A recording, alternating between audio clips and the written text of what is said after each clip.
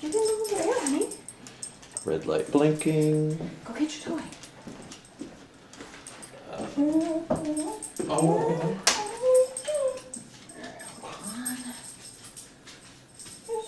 Yeah, I'm gonna do half off. You may do so.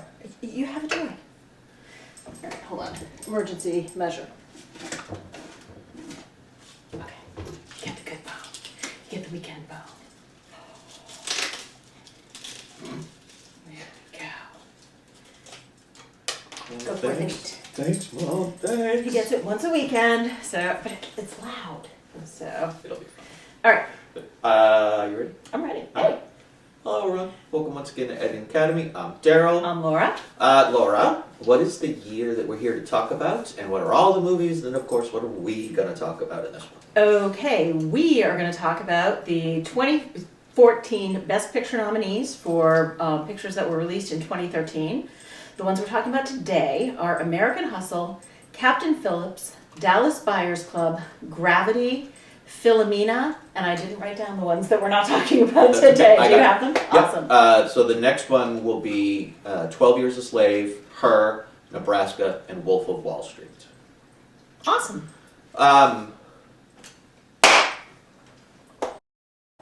Nice clap. I missed a little baby clap. I know. We're going to have to find something to do to have that. Okay, so those are the ones we're going to talk about. Other notables from that year: Frozen, Prisoners, Elysium, Desolation of Smaug, The Hobbit, Iron Man 3, Despicable Me 2, A Good Day to Die Hard, Gatsby, Superman, Man of Steel, The Lone Ranger, Hunger Games: Catching Fire, Fast and Furious 6, Secret Life of Walter Mitty, Fruitvale Station, Oblivion, Ender's Game, This Is the End, which I still think is a great comedy, Very fun. and Snowpiercer. I don't know if you ever saw Snowpiercer. I like that too. Yeah. It's surprisingly, it shouldn't be as good as it is with the premise, And but it's good. It has a decent TV show that came out of it, which Yep. is also pretty good. Okay, so based on all of those, All right. I'm going And- to take off the top some of the IP ones. So Frozen had to be number one, I'm it guessing. was absolutely number one. Yep. Despicable Me. Was number 3. Iron Man. 3 was number 2. Superman. Whoa. Interesting. Yeah, Okay. that was Hunger actually- Games. That was number 5. All right, so I got 4 out of the 5. Yep. Remember the Ooh. one, I'll give you a hint, remember the one that surprised you last time? Yeah. Twilight? Nope. No, what surprised me last time? I'll be surprised again. The Hobbit. The Hobbit. Okay, this Desolation of Smaug. Yes. Okay, it surprised me again. Yep. All right. They were just so bad. Yeah, but there were The Hobbit. IP. So pretty much. So Frozen was new, but everything else is IP. Yeah, everything And else Frozen is is now IP. And between Hunger Games and Fast and Furious 6, it was like $200,000. Okay. They were super close. All right, that makes sense. All right, so let's start off with American Hustle. American Hustle, written and directed by David O. Russell. We're going to definitely talk about that. It was written by Eric Warner as well. Singer and Russell were inspired by the FBI abscam operation of the late 1970s and early 80s. Stars Christian Bale, Bradley Cooper, Amy Adams, Jeremy Renner, Jennifer Lawrence, Louis C.K., Michael Pena, and Alessandro Nivola. Was nominated for Best Picture, Director, Actor, Actress, Supporting Actor, Supporting Actress, Original Screenplay, Costume Design, Film Editing, and Production Design. So pretty much all of them did not win a thing. All right, so first of all, the summary is a con man, Irving Rosenfield, along with his seductive partner, Sidney Prosser, is forced to work for a wild FBI agent, Richie DeMasso, who pushes them into a world of Jersey power brokers and the mafia. Sure. Sure, that doesn't seem to catch the crux of it, but I'll go with it. It's just a synopsis, I guess. It's Yeah. fine. I found so many fun facts about this that I'm going to have to actually stop in the middle of my fun facts because I have so many of them. So I'm Okay. just going to pick a couple of my favorites, and if others sprinkle in during the conversation. First of all, David O. Russell cast Jeremy Renner after he saw him hosting Saturday Night Live. Oh, interesting. Because to then, he was a drama guy and an action guy, Yep. and he saw that he could be funny and take risks, and so he really liked that part of his personality. And then the other one that I'll throw out now is a lot of this was filmed in Worcester. Yep. And it was actually filmed in April of 2013, which is when the Boston Marathon bombing happened. Oh. So they had to shut down production because Massachusetts shut down Yeah, for yeah. that manhunt. And when they brought production back, all of the actors went to the hospitals to visit some of the victims, which I thought was really nice. That's amazing. Yeah, New England folks, so that's very important to us. So we've been doing a David O. Russell film once a year for the past 3 years. Yes, we have. And we have had issues with the overall, we understand and do acknowledge he's a very decent and good director, Sure. but we have issues with the films and what they are trying to really say and accomplish, and because they kind of take on too much. That's what's happened previously.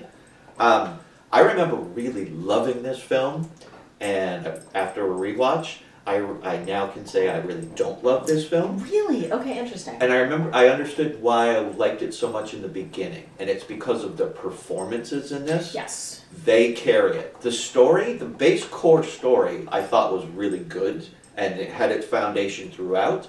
But again, he's taking on too many side things and padding it so much that I think the core story, if he just focused on that, this would have been an amazing movie. I do agree with that, but I have to say, out of the 3 films we've watched, I enjoyed this one the most. I did as well. So I found this to be, like, I remember liking it at the time, and when I watched it again, I liked it as well. So it wasn't kind of any big arc for me of really big swings of loving or hating it.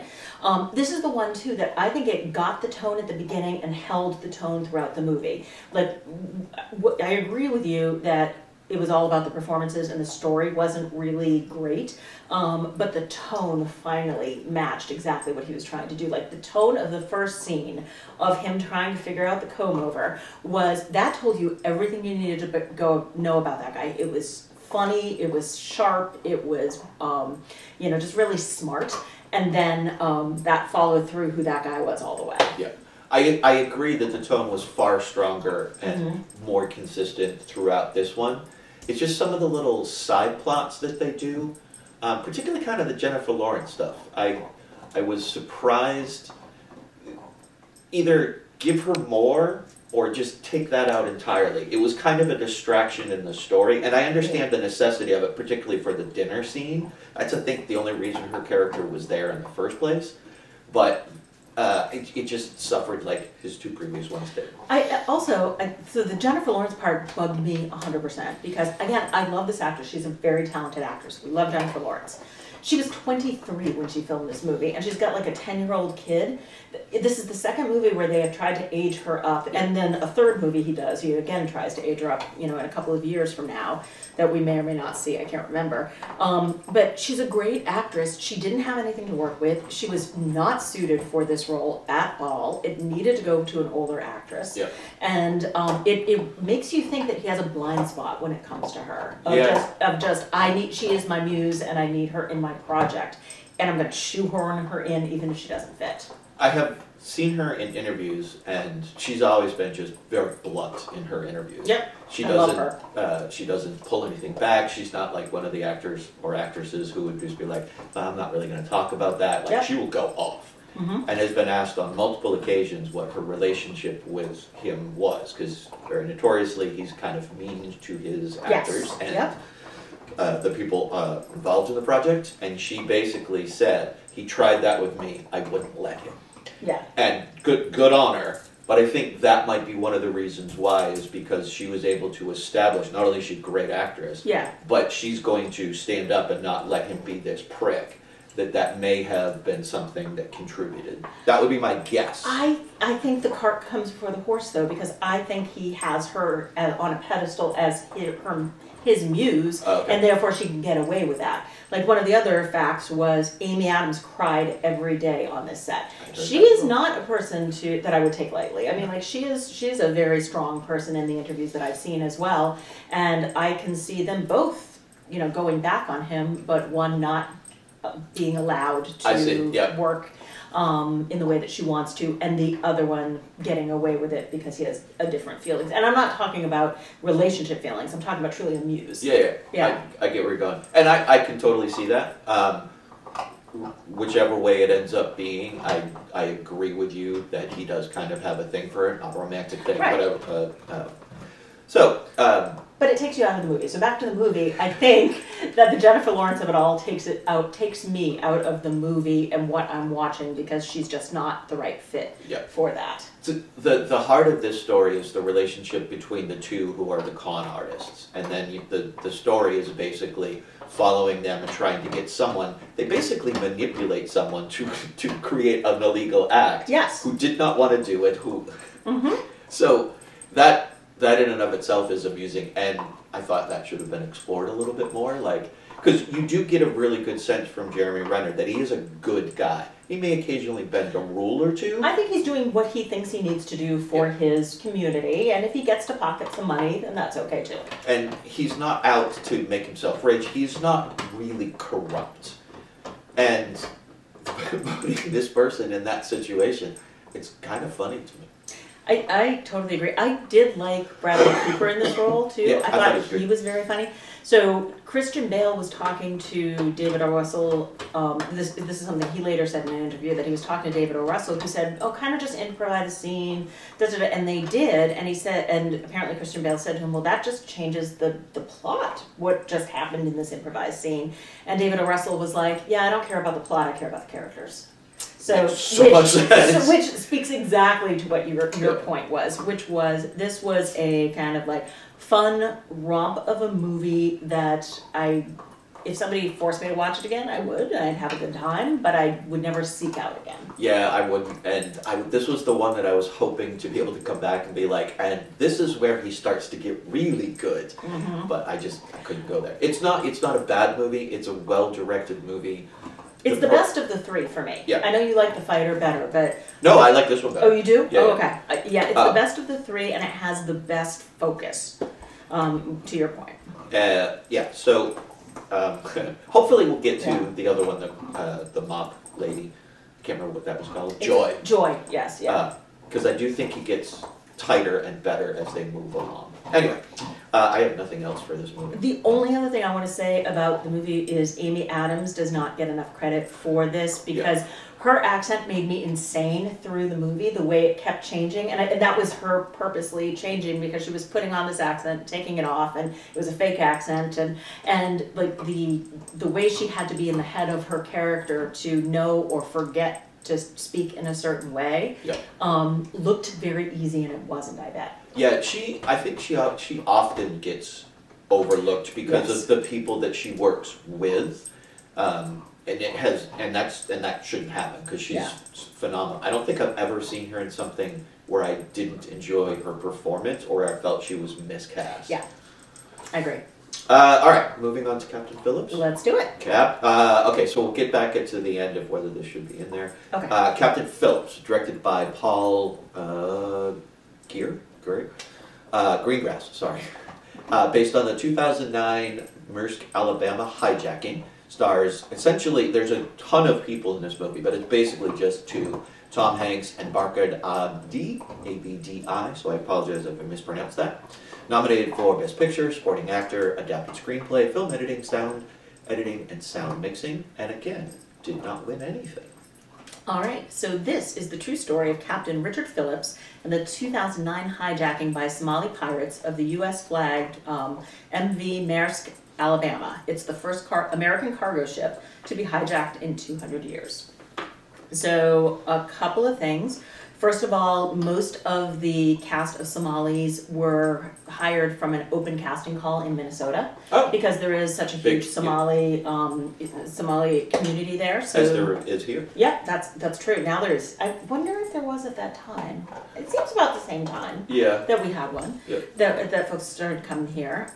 So basically none of these folks had acting experience, and I'll talk about specific scenes as we go along, but a lot of it was ad-libbed along the way. A lot of it was what is the word? Improvised. That is the word that I could not improvise in real time. Including the line, look at me, I'm the captain now. That was fully improvised. And that's one of the more memorable lines in the entire film. Absolutely. And then, where does this stand up against real life? So not to say anything bad about Captain Phillips, but he was sued by the members of his crew for ignoring the privacy warnings, and he apparently sailed too close to the coast. You were supposed to sail it was recommended that you sail 600 miles from the coast. He was sailing about 240 miles from the coast, and basically wanted to stay on time for the company. So there's a little more behind the scenes there. Of course. And everything was settled out of court.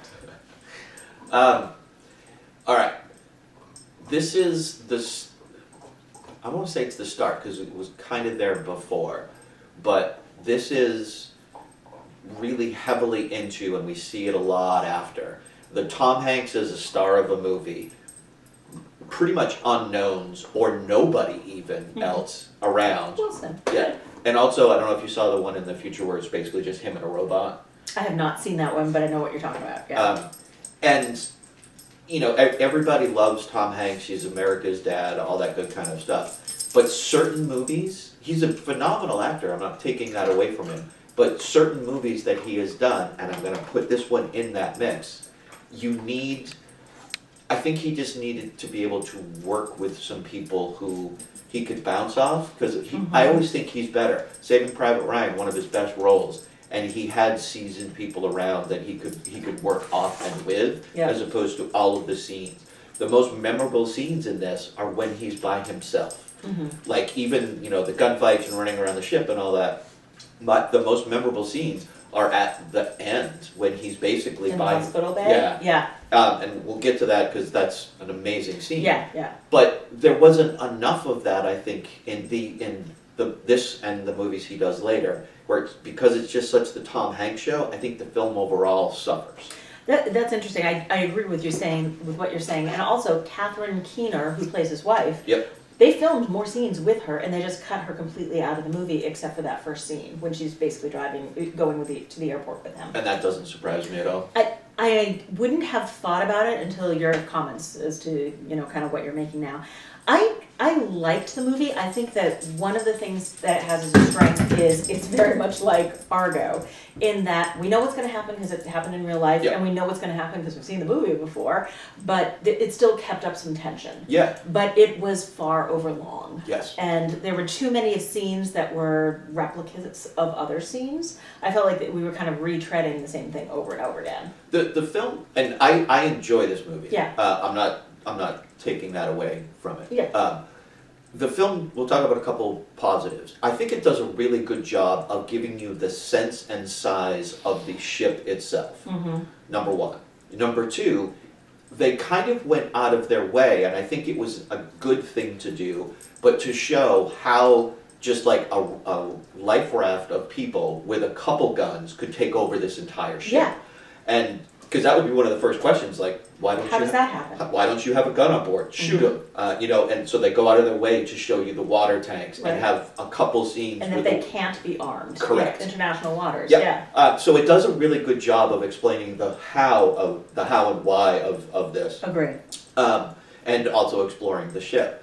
And I think that's also part of sometimes why the film suffers. Like you were saying, there's a lot of overkill, where if it had been trimmed and had been a little bit faster paced, keeping that tension alive, I think this would have been a better film. Well, and I'm going to go out on a limb and say that for a Best Picture movie, this is maybe one of the worst scripts I've seen play out, because the best scenes, and we'll talk about them, are the improvised scenes. Yep. And the scene of him and his wife driving to the airport was the most painful, stilted, unnatural conversation I've ever heard. Yeah, it was like the first 10 minutes of the movie was, wow, we live in dangerous times. I'm scared for our children. I need to go now and get on this boat and do. It was like exposition dump. Let's talk about where we are in the world and talk about who we are and like Vermont. It was just so badly done that it kind of made me queasy. And then the good stuff was, we're finding out, all improvised, or some people knew their lines and they didn't tell the other actors what those lines were going to be, and they got some natural reaction shots. Okay. Like one of the guys was supposed to be talking about the union, and the guys there did not know he was going to bring up, like, my union says this. So all of their reactions were natural. Oh, that's kind of cool.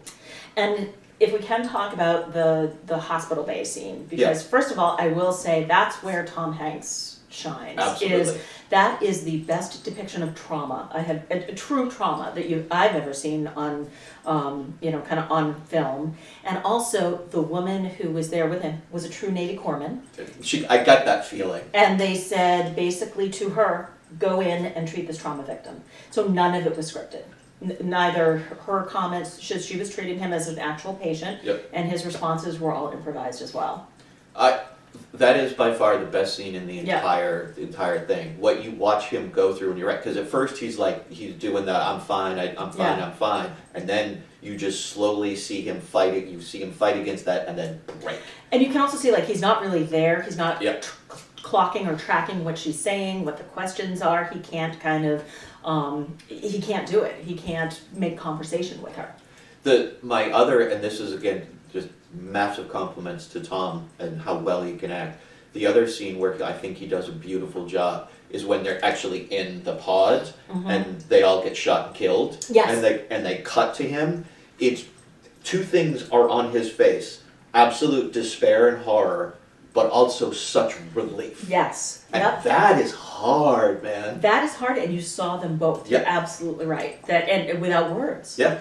Yeah. So his acting is bar none fantastic, but they didn't give him enough to work with. Yeah. It's for this one. It's the story, and that they padded the story too much. Yeah. It's like I said, I enjoy the film, but if you're gonna be best picture quality.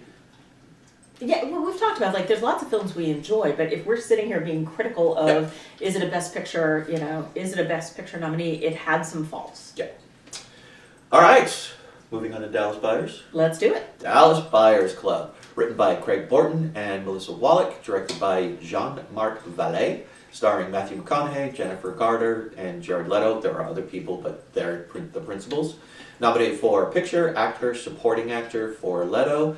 Original Screenplay, Film Editing, Best Makeup and Hairstyling, won for Makeup and Hairstyling, and this, you can correct me, but I don't think this happens often, both Actor and Supporting Actor won. It's rare, yeah. Yep. And also, one of my fun facts, I'm going to jump in right now, they won for Best Makeup and Hair. The makeup budget was $250. Oh, wow, then that person's amazing. I'd probably spend more than that in a month on makeup, so I'm very impressed. So, yeah. Excuse me. So, there you go. All right, so the summary is, in 1985 Dallas, electrician and hustler Ron Woodruff works around the system to help AIDS patients get the medication they need after he is diagnosed with a disease. Okay, that's fair. So some fun facts is this was super low budget. I told you about the makeup. In addition, they basically used 2 different camera lenses, and they used mostly natural or practical light. Yeah, they had one LED screen that they used from time to time, but it was almost all natural or practical. That makes total sense. Yeah. You get that kind of feeling as you watch it too. Yeah, exactly. And then I think, real life versus story life, I think that there's a lot of questions around the actual, Big Pharma was screwing over people with AIDS, with HIV, no question about that. Some of the cocktails that he was bringing back and saying this is what's going to save your life. Not also do not take Ron Woodruff's advice for your medical care. Let's just put it that way. Yes. All right. So this is one of I think there are basically 2 in this, but I might be wrong. This is obviously the indie film that got up there, but it had known actors. Yes. So the budget went to the actors, and then they worked around everything else. I like this movie. I like this movie more than I remembered liking it the first time. And I think with a critical eye and looking more for the performances, because the first time that I saw it, you always pay attention to performances, but this time I was more hyper-focused on them, knowing that they both won. And the story I almost don't care about, but I do really care for the people, the characters. And that was just a different way of looking at it this time through. I'm going to start there. So I did not see this. This is one of the movies that I did not see the first time it came out, so I watched it for the first time for this podcast. One of the reasons I avoided it was because I thought it was just going to be 100% Oscar bait for Matthew McConaughey, and it was. I mean, it was clearly a vehicle for him to, lose weight and go for your Oscar. Yeah. And it absolutely did. But I was really impressed that it is more of a movie than I thought it was going to be. Yeah. So I was pleasantly surprised how much I enjoyed this movie. And this type of storyline, enjoying isn't really what you have, but appreciating and really thinking that they put together a lot more of the pieces of a strong movie than I thought were going to be there. I thought it was going to be like The Iron Lady, and you know, it's all about one actor. I thought the Jennifer Garner part was fairly well fleshed out, the Griffin Dunn part, the Doctor Down in Mexico. Jared Leto obviously was phenomenal. So I liked the character and the way he was portrayed, but there was much more around him that supported him than I thought there was going to be. I'm kind of on the fence about this, so I'm going to ask your opinion. The movie tackles a lot, and it is about a lot of things. Yeah. It's about a man going through a fundamental change. It's about, you know, the big bad drug companies and how they're screwing people over. It's about the gay community. Yep. It's about, you know, bias and homophobia. It's about all of these things.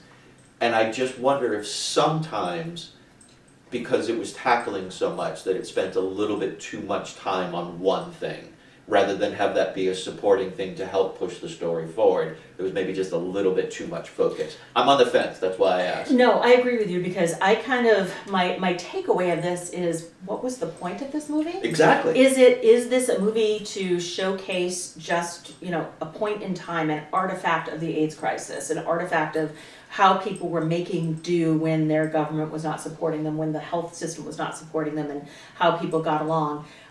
Or was it about the way that this man did evolve somewhat? He was still a very morally gray character. He still wanted to make his money, and if you did not have the $500, I don't care that you're dying, because we're all dying. You got to have your $500. So he grew to love Jared Leto as a friend. I really truly believe that. But I think he's every bit as much a homophobe as he was at the beginning. Yeah, he doesn't go through there's no enlightened moment or anything like that. There's no massive change to his personality. All of this is because he's a hustler who wants to earn a buck.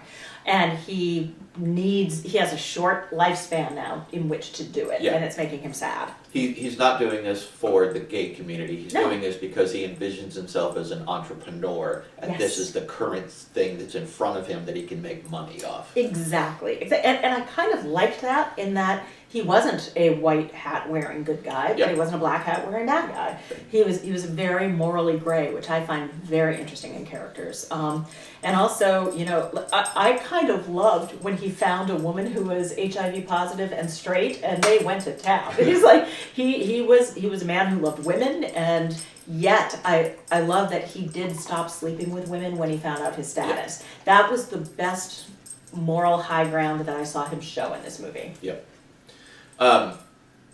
So this kind of movie, and we see him a lot, particularly in Indies. I agree with you. I think it was a vehicle for Matthew to go for his Oscar, and sometimes those movies can suffer. I think with everything that this movie was trying to do, with its budget, with everything, it is the best version of what it could possibly be. I totally agree. I do have a question for you. We talk a lot about white savior movies. Yeah. Was this a straight savior movie?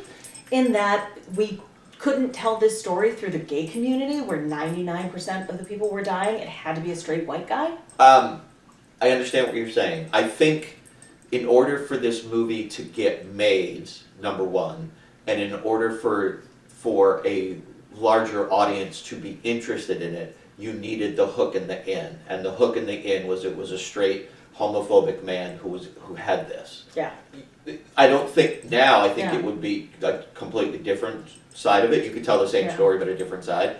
But then you needed that hook so that a lot of people would actually consider watching it. If it was just a movie about the gay community going through a struggle, a lot of people would just be like, not that I don't care, it's just I'm not interested. Yeah, and even Jared Leto, in introducing, you know, kind of some of that community, is a straight white guy playing. Yep. So that's the only thing that bothered me a little bit. I don't. Excuse me. Mm-hmm. I don't. Oh, I got that tickle. Oh, needs more? No, I think I'm okay. I don't mind and have as big of a problem when you have someone playing something they're not, and there's somebody else out there who is, as long as that's not the norm. You understand what I mean? Oh yeah. So Jared Leto being straight I don't necessarily care about that. unless that happened all the time, and we know for a long period it did. Yeah. There are plenty of gay men who had to play straight roles, and so I always look at it either way. Like, just whoever the best person is and that you can get for your role, I'm fine with that, as long as it's not en masse. If there was never a gay person and they always had to play straight people and they were never able to play and be themselves, then I would have an issue with it. But I take it more on a case-by-case kind of basis. I think that is still the way it is for the majority of roles. And Okay. so I think it has to change on a case by case to get changed in the mass, but another story for another time. So overall, yeah, I like this more than I remembered liking it. And I liked it much more than I expected to like it. And we got to give a lot of credit to the director and being able to handle and craft all of this together. Oh yeah, yeah. Phenomenal job. And also, just there's a lot of medical jargon. There's a lot of talking about like, okay, well, talk about these trials and how does that cocktail work with this cocktail, and I never felt talked down to, but I always felt like I understood what they were talking about. Yeah, they did spend enough time for you to get familiar with the language before they had the more complex conversations about it, which that was obviously a smart choice. Yeah, exactly. Moving on to Gravity. All right. Gravity, directed by Alfonso Cuarón, who also co-wrote, co-edited, and produced the film. It stars Sandra Bullock, George Clooney. There's another person for a moment. But they're all voice. Yeah. Yeah, we don't even see him. That's it. Ed Harris was the commander voice. Yes, which I thought was an inspired choice. Nominated for Picture, Director, Actress, Cinematography, Film Editing, Original Score, Production Design, Sound Editing, Sound Mixing, Visual Effects. No surprise. It won a lot of the technicals, sound editing, mixing, effects, score, film editing, cinematography, and he did win for Best Director. Go some stuff. Okay, some stuff. So the summary is Dr. Ryan Stone, an engineer on her first space mission, and Matt Kowalski, an astronaut on his final expedition, have to survive in space after they are hit by debris while spacewalking. Sure. Sure. Yeah, okay. So here's some fun facts. So it tied with the movie 12 Years a Slave for Best Picture at the Producers Guild of America. That's the first time they've ever had a tie. Wow. And that is usually a pretty good indicator of who's going to win Best Picture. So those were right in conversation right up until the moment of the Oscars.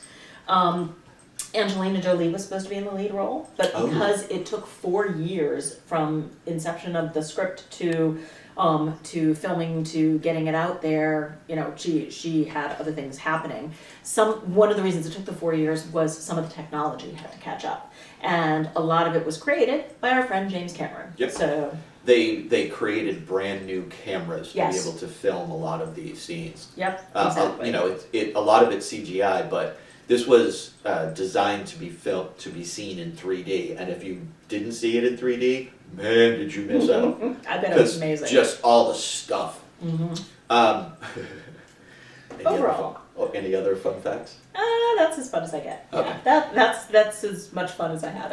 There was a lot of technical, interesting things that I'm not that knowledgeable enough. I love this movie. I really do. Okay. If you ground yourself in any sort of reality, go thinking that what you're seeing can be real at all. You like scientists, I'm sure, have such a problem with this. Astronauts, people who actually know about this. But if you let all of that go and just go on the voyage of what's happening, I just love that voyage so much. We're gonna have a fight That's because totally fine. I hate this movie. So I hated it the first time around. I hated it less this time around because I realized it was only 90 minutes. And I'm like, I can live through it for 90 minutes. So had it been in my mind it was 2.5 hours. So that tells you what I thought of it the first time I watched it. And here's my hot take. Uh-oh. I don't think it's a movie. I don't think this is a movie. I think this is a visual experience that is stunning and interesting, and when those debris fields are coming at you, it is thrilling. I think you've got a slip of a story. Oh yeah, It is story's this very woman good. needs to get to that point, and because we're going to invent a dead kid because we don't know anything else about her. She never speaks about it again, but we're going to do that. I hate the part when George Clooney comes back and is sitting there. And the only reason I hate it is I get it, it's all in her mind and all that. My guess is that they had to fight with the producers that if we got George Clooney on the poster, we got to have George Clooney without his helmet on, smiling a smile and having those eye crinkles. And so every time I see him sit down there, I'm like, that is George cashing his check. Because they can't have this movie without him showing his smile, and that is the only reason he's there. So I think it is a visual experience that I wish they would play at the planetarium. Like, fantastic, that would be great. This is not a film. I hear your argument entirely, and I will absolutely say I don't disagree with you when you put it like that, because you're right. The story is so thin. Yep. There's no real character development. No, none. And I question even if it would be necessary, because the story that they're telling is quite literally, I need to go from I'm up here, something bad happens, and now I need to get here so that I can get here. Yes. That's it. That's the plot. Character development isn't really necessary in that kind of story.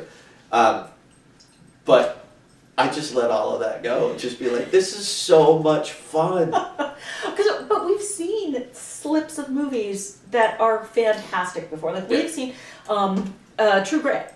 I need to go catch the guy who killed my father. Yeah. Like that is not a very robust story. But when you bring in the characters and you bring in you make the setting the way that it is. This is action and it's interesting and it's exciting, but like it's a visual experience. Yeah, and it is 100% very much a James Cameron type movie.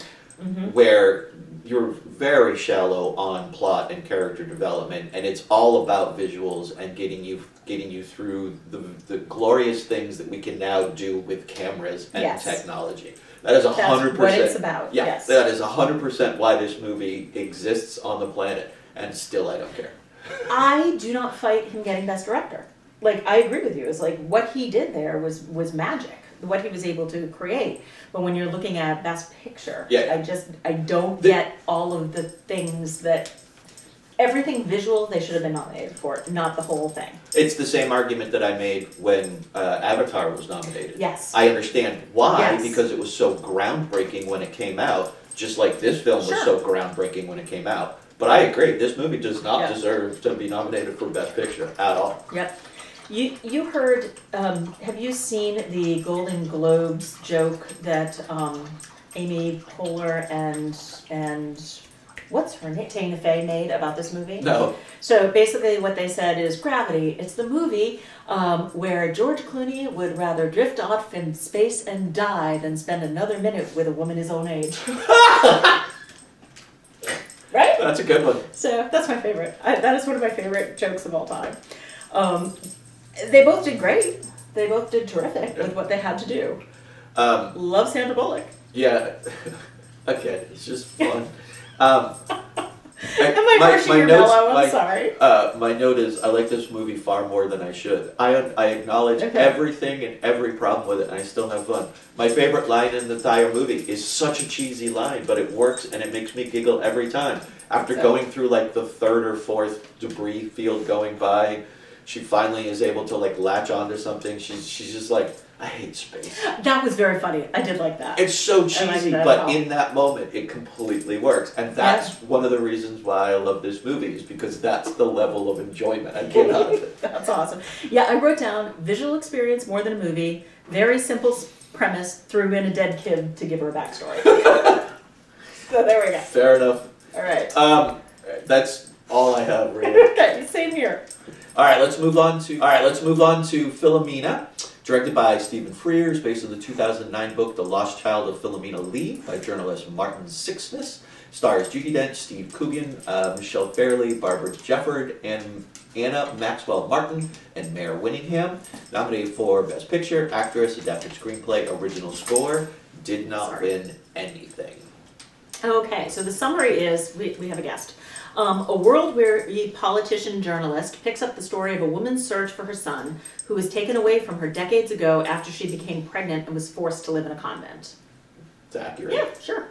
All right, fun facts. So following this movie and following pressure from the public, a commission was formed by the government of Ireland to investigate mother and baby homes in 2015. Oh, so good. this actually led to change in Ireland. Good. And then when it comes to like the real life versus the story, Philomena actually did not go to the U.S. with Martin. But most of the story is generally true. Martin found the partner of her dead son, and he came to Ireland, and they did have the reunion. So it was just placement that was different. Okay. I think it was still pretty much held to the same story. And without that, we wouldn't have had the roadshow. Yeah. So. You had said going in that this was one of the movies that you did not want to revisit. Yes. Want me to start with that? Yeah. I like this movie. I think it's a very well made movie. I just think this story is so sad. Yeah. It's a very sad premise, a very sad movie. You know that it happened in real life. You know that it happened tens of thousands of times over. Yeah. If not in Ireland, then here in England, to lots of women who were pressured to give up their children. So it makes me sad without there's some great Schindler's List makes you sad, but you still want to experience it over again because you pick up on new things every time. Good. This just makes me sad. Okay. That makes sense. And why. I was suspecting it was something like that because as I was watching it, I kept going, why does she not want to watch this movie again? It's a very good movie, and it's wonderful performances.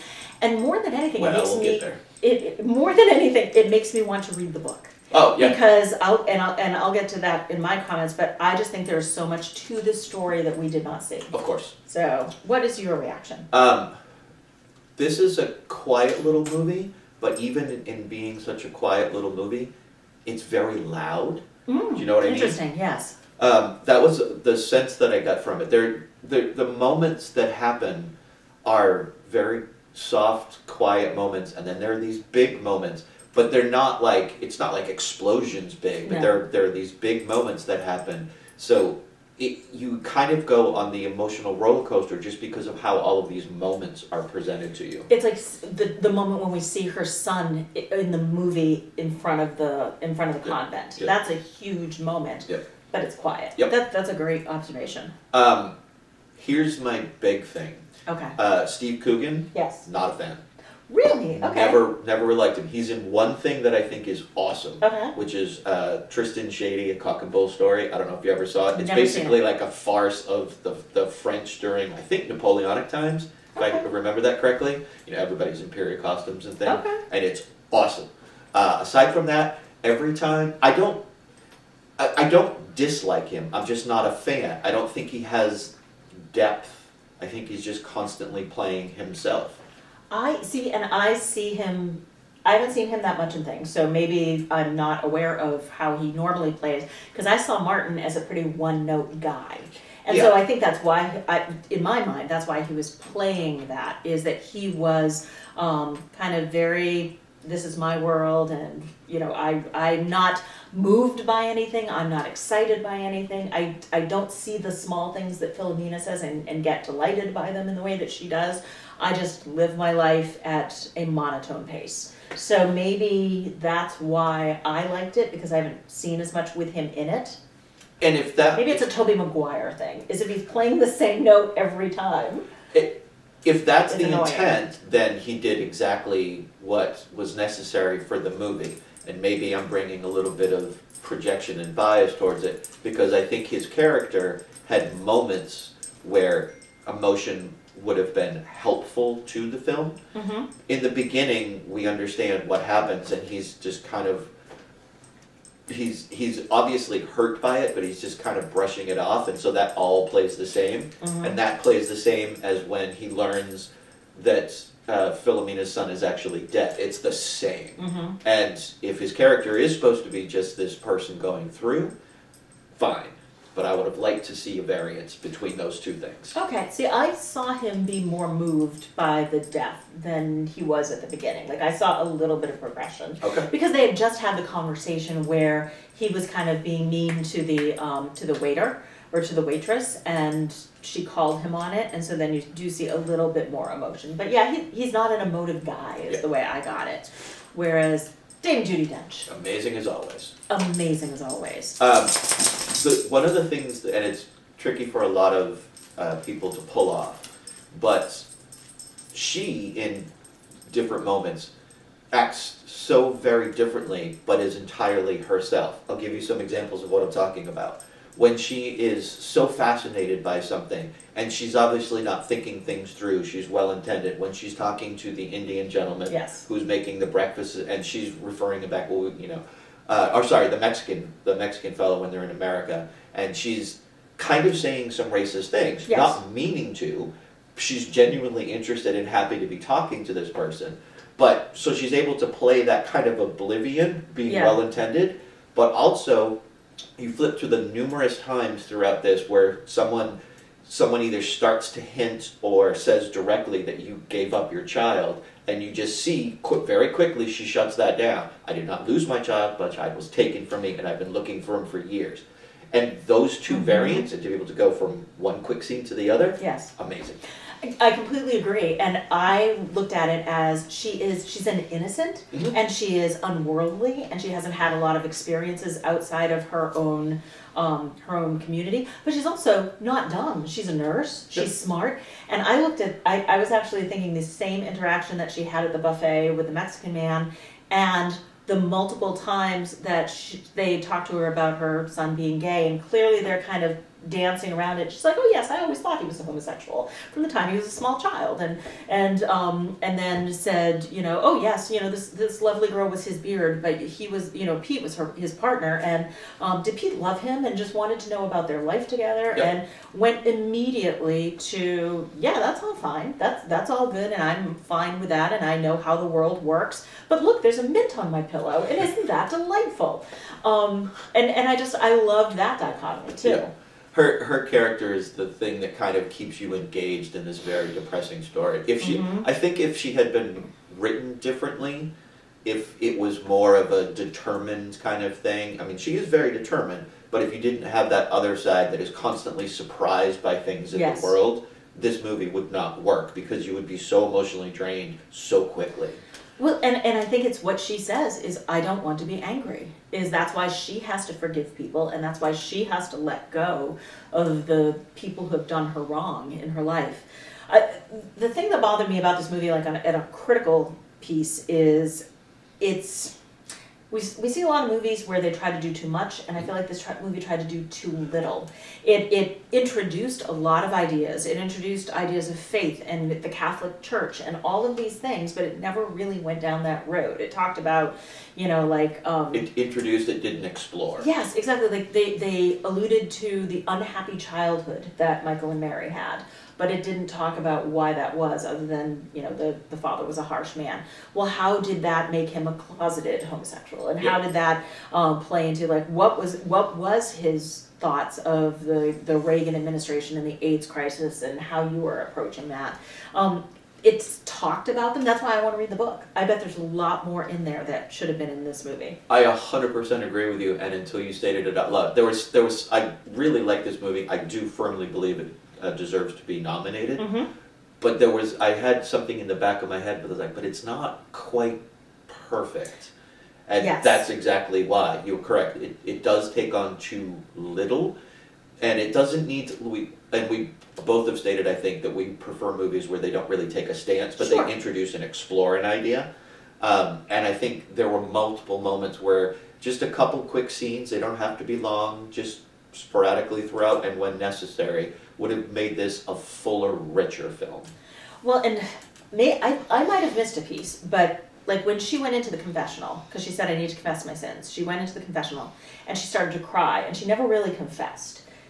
Did it ever show her confessing the sin of having sex? I Because don't believe so, no. I'm wondering, is that what they were trying to tell her? She's never been able to confess this because she doesn't feel bad about it. Oh, I see what you're saying. Because she enjoyed it, and she talks about wonderful. It was fantastic. I loved it. And so, like, to a Catholic, you have to feel bad about something to confess it. Has she never been able to confess?